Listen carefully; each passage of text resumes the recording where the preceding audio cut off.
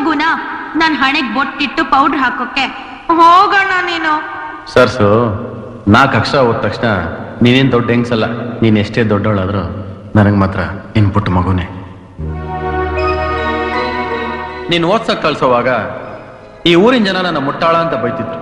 ಈಗ ಅದೇ ಜನ ನನ್ನ ತಂಗಿ ಬುದ್ಧುವಂತೆ ಅಂತ ಹೇಳಿದಾಗ ನನಗೆ ಸಂತೋಷ ಆಗ್ತದೆ ಗೊತ್ತೇನವ.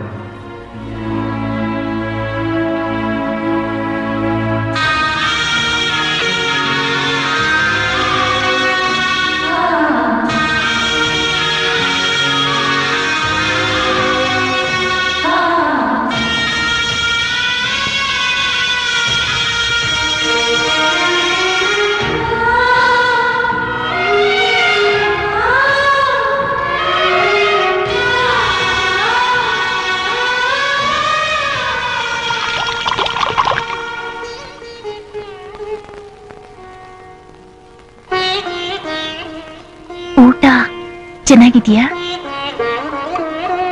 ಮಗುನ ತುಂಬಾ ಚೆನ್ನಾಗಿ ಸಾಕಿದೆ ಗೌರಿ.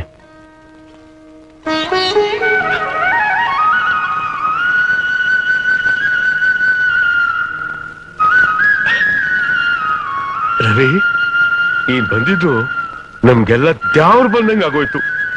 ಮಳೆ ಇಲ್ದಲ್ಲಿ ಕ್ಷಾಮದಲ್ಲಿ ಒದ್ದಾಡ್ತಾ ಇದ್ದಿದ್ ನಮ್ಗೆ ಮಳೆ ಬಂದಷ್ಟು ಆನಂದ ಆಗೋಯ್ತು ಕಡೆಯ. ನಿನ್ನಿಂದ ಈ ಊರು ಉದ್ಧಾರ ಆಗ್ಬೇಕು ಕಣೋ, ಈ ಊರು ಉದ್ಧಾರ ಆಗ್ಬೇಕು. ಅಂತ ದೊಡ್ಡ ಮಾತು ಯಾಕೆ ತಿಪ್ಪ, ಊಟ ಮಾಡು.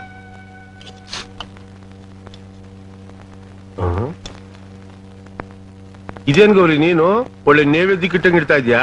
ಗಾಬರಿನೇ ತಗೊಂಡು ಹಿಂಗ್ ಸುರಿಬಾರ್ದ? ಬಕಾಸೂರ್ ನೊಟ್ಟೆಗೆ 6 ಕಾಸಿನ ಮಜ್ಜಿಗೆನ ಅಂತ ಸಾಲ್ಬಿಡು. ಸಾಕು, ಓ ನಿಧಾನಕ್ಕೆ ಹಾಕು.